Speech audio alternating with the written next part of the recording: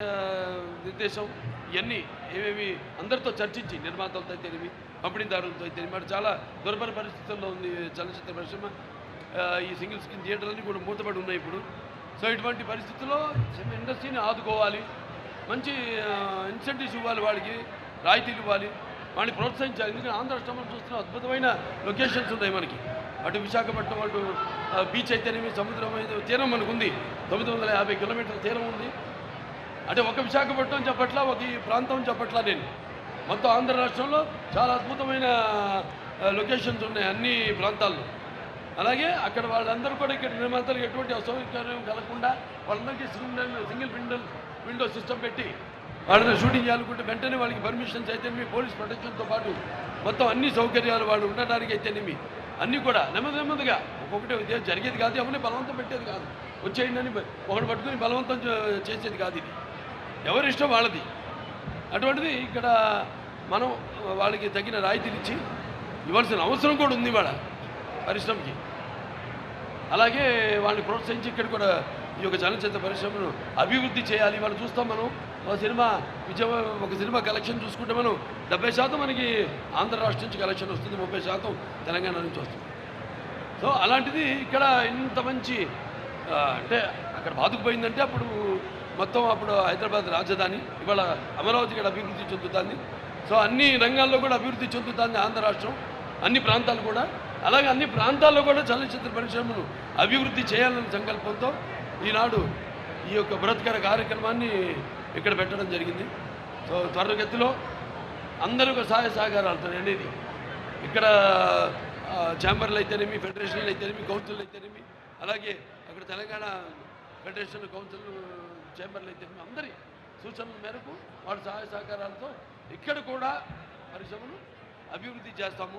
అంటే ఇన్ఫ్రాస్ట్రక్చర్, మౌలిక సదుపాయాలు, దానికి తగ్గట్టుగా రికార్డింగ్ థియేటర్స్ అయితేనేమి, అలాగే వేరే యానిమేషను, ఏఐ అయితేనేమి, ఇవన్నీ కూడా అభివృద్ధి చేసి అందరూ అన్ని సకల సౌకర్యాలు ఇక్కడే కల్పించేలా, మౌలిక సదుపాయాలు కల్పించేలా త్వరగతిన ఈ రాజధాని అభివృద్ధితో పాటు అది కూడా త్వరగతిన శరవేగంగా వాటన్నిటి పూర్తి చేస్తామని ఈ సందర్భంగా తెలియజేసుకుంటూ మరి నాడు ఈ యొక్క చిత్రం ఇక్కడ ప్రారంభించడం చాలా ఆనందంగా ఉంది, చాలా సంతోషంగా ఉంది. అలాగే ఈ సినిమా ప్రారంభించడమే కాదు, రేపు నేను చేయబోతున్న మల్లిని గోపిచంద్ గారి సినిమా ఉంది, 111వ సినిమా. అది కూడా రేపు కాకినాడ పోర్ట్లో కూడా షూటింగ్ చేస్తున్నాము. అలాగే రేపు ఈ సినిమాకు కూడా సంబంధించింది ఒక భారీ షెడ్యూల్ ఇక్కడ కూడా పెట్టుకుని ఇక్కడ కూడా చేస్తాం మేము. ప్రతి సినిమా కూడా నా సినిమాలన్నీ కూడా నేను చేసిన సినిమాలు ఎవరు చేయలే ఇక్కడ ఆంధ్ర రాష్ట్రంలో. విశాఖపట్నంలో అయితే ఏమి, రాజమండ్రి అయితేనేమి నేను చేసిన సినిమాలు. అంటే ప్రజలకు సహాయ సహకారాలు, అభిమానం, కేవలం అభిమానులే కాదు, అందరూ మొత్తం నా సినిమాలు వాళ్ళ గోపాలాన్ని అల్లరించి నా సినిమాలన్నీ కూడా అన్ని వర్గాల ప్రేక్షకుల్ని ఆకట్టుకుంటున్నాయి. నా సినిమాలంటే నేను చెప్పాను కదా, నా పూర్వజన్మ సుకృతంగా భావిస్తున్నాను. సో అలాగా మీ అందరి సహాయ సహకారాలు కూడా చాలా ముఖ్యం వేరే వాళ్ళందరికీ. సో మీరందరూ కూడా ఈ యొక్క పరిశ్రమ అభివృద్ధిలో మీరంతా భాగస్వాములు కావాలని త్వరగతిలో ఒక అందరితో సంప్రదించి నేను చెప్పినట్టు ఈ పరిశ్రమని త్వరగతిలో ఇక్కడ అభివృద్ధి చేస్తాము అని తెలియజేసుకుంటూ నేను సెలవు తీసుకుంటాను.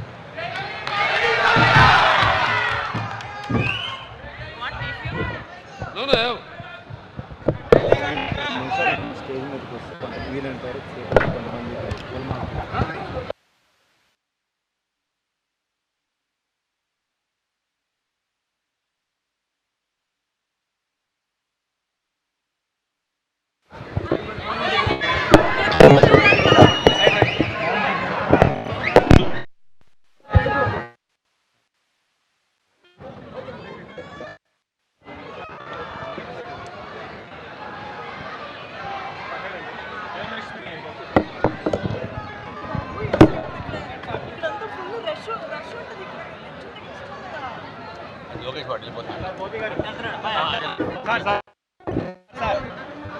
గోపన్న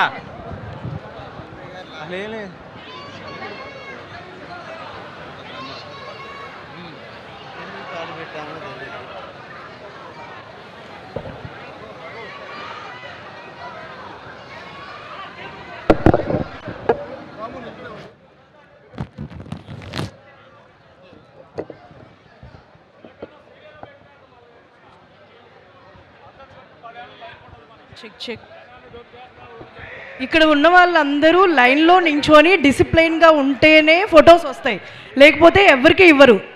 నేను మళ్ళీ మళ్ళీ చెప్తున్నా, లైన్లో ఉండి డిసిప్లైన్గా ఉంటేనే ఫొటోస్ వస్తాయి. ఓకేనా? ప్లీజ్.